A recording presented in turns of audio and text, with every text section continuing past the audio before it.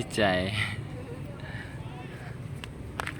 โอ้ยกูนั่งเพื่อน เปื้อนลูก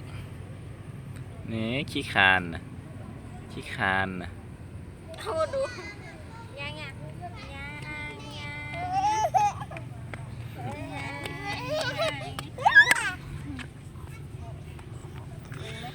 โอ้ยคนที่ขาหนูคนที่ขาหนูกินมากกว่าซาลา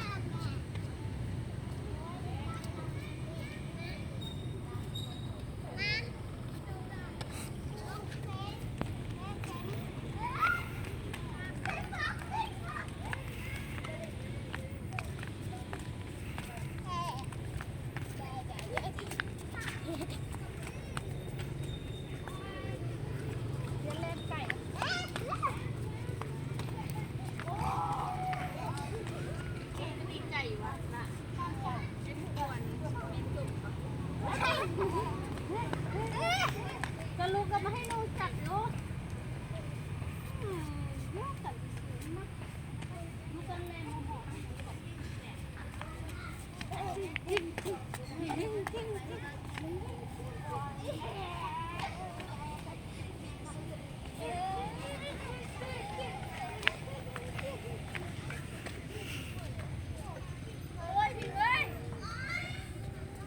จับไปยิ้มนะ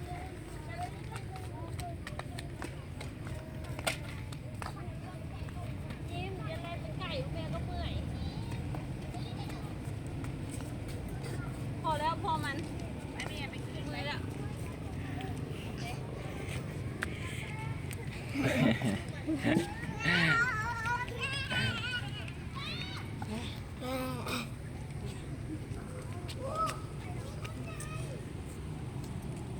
บีนอะบีนเอานุ่นมือเนาะ อ้าวพอแล้ว